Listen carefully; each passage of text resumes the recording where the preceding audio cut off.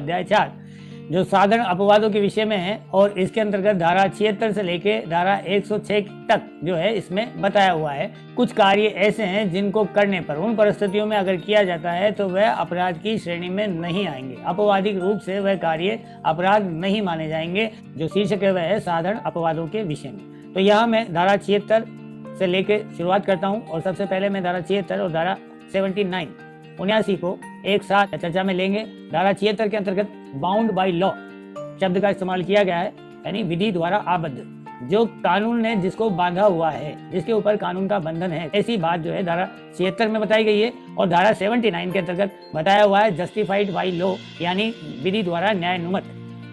तो यहाँ बंधा हुआ नहीं है एक्चुअली वह व्यक्ति, लेकिन ऐसा महसूस करता है कि वह कानून से ने उसको ऐसा करने के लिए कहा है। न्यायानुमत यानी कानून के अनुसार ऐसा करना उसके लिए सही है, ऐसा वह समझता है। धारा 79 के अंतर्गत उस व्यक्ति के बारे में कहा गया है जो ये मानता है कि कानून ने जो नियम बनाए उनके अनुसार मुझे ये करना जरूरी है या ये नहीं करना जरूरी है, ऐसा धारा 79 में बताया हुआ है। और जबकि धारा 76 के अंतर्गत सीधे सीधे तरीके से कानून ने उसे किसी कार्य को करने के लिए कहा है और या किसी कार्य को नहीं करने के लिए कहा है, इस बात को धारा 76 में बताया जाए। लेकिन दोनों ही जगह ये है कि ये जो है तथ्य की भूल के कारण तो हो सकता है, लेकिन विधि की भूल के कारण नहीं होना चाहिए। यानी कोई व्यक्ति भ्रम में पड़कर, तथ्य के भ्रम में पड़कर तो इस तरह की गलती कर सकता है, लेकिन जानबूझकर विधि की भूल, कानून की अवज्ञा करके या कानून को नहीं मानकर ऐसी गलती अगर करेगा तो वह अपराधी होगा, उसको इन धाराओं का लाभ नहीं मिलेगा। आगे इन पे बात करते हैं कि धारा 76 आपको ये कहती है कि कोई भी बात अपराध नहीं है जो किसी ऐसे व्यक्ति के द्वारा की जाए जो उसे करने के लिए विधि के द्वारा आबद्ध हो, यानी बंधा हुआ हो या विधि ने आज्ञा दी हो,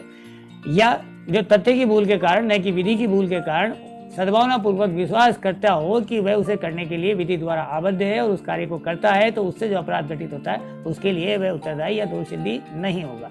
इसका दृष्टांत बहुत सीधा सा है, जिसमें आपको बात और आसानी से समझ में आ जाएगी कि वरिष्ठ ऑफिसर के आदेश पर भीड़ पर किसी सैनिक के द्वारा गोली चलाना अपराध नहीं होगा, क्योंकि वह व्यक्ति अपने वरिष्ठ ऑफिसर के आदेश की पालना कर रहा है। यहाँ ये जरूर बात है कि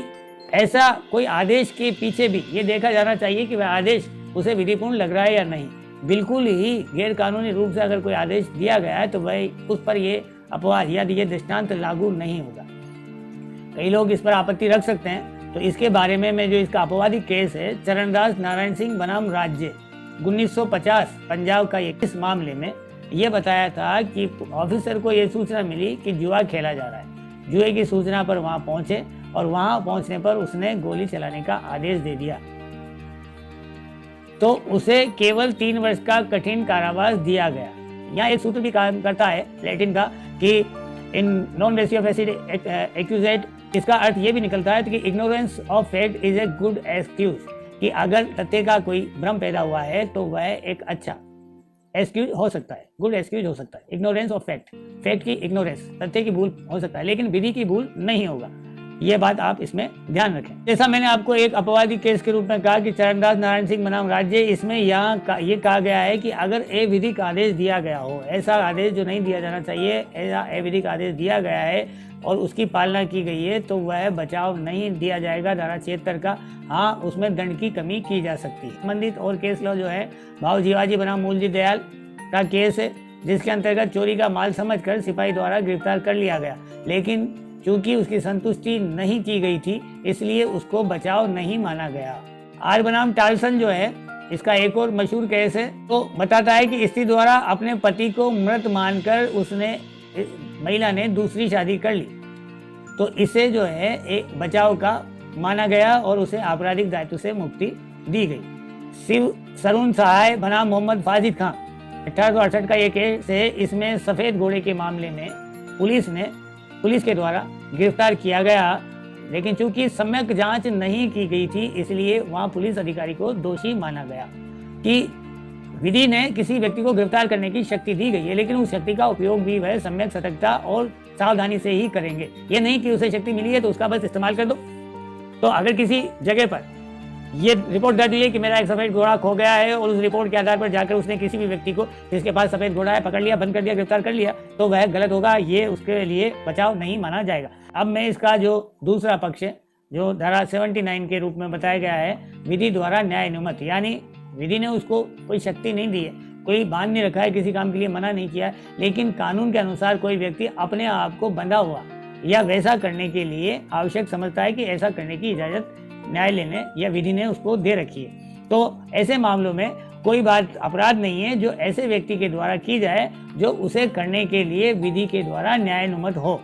या तथ्य की भूल के कारण, न कि विधि के भूल के कारण वह सद्भावना पूर्वक विश्वास करता है कि वह उस कार्य को करने के लिए विधि के द्वारा न्यायानुमत है या जस्टिफाइड है, यानी विधि ने उसको जस्टिफिकेशन दे रखा हो, वह अपने आप को जस्टिफाइड समझता हो कि विधि ऐसा करने की आज्ञा देती है, तो उसके लिए वह अपराधी नहीं ठहराया जाएगा या उसको दोषी नहीं ठहराया जाएगा। धारा 76 में जितने भी मामले वर्णित हैं वह सब धारा 79 में भी माने जाएंगे। एक चिरंगी का मशहूर केस इसके अंतर्गत जाना जाता है, तो वह आप लोग याद रखें, चिरंगी के नाम से 1952 का केस है ये, जिसमें आग के दोष के कारण एक व्यक्ति ने चीते के भ्रम में अपने लड़के को मार दिया था और इस मामले में उसको बचाव दिया गया। और एक मशहूर केस है पुराना 1980 का, जिसमें सुप्रीम कोर्ट ने निर्णय पारित किया था, राज कपूर बनाम लक्ष्मण। इसके अंतर्गत बोर्ड के द्वारा फिल्म को प्रमाण पत्र जारी किया गया था और याची निर्माता को इस प्रमाण पत्र के कारण संरक्षण मानकर बचाव दिया गया था। तो ये धारा 76 और 79 के बीच में आपकी बात हुई। अगर आपको वीडियो पसंद आई है तो प्लीज़ लाइक करें, शेयर करें और हमारे चैनल को सब्सक्राइब करना ना भूलें। Thanks for watching.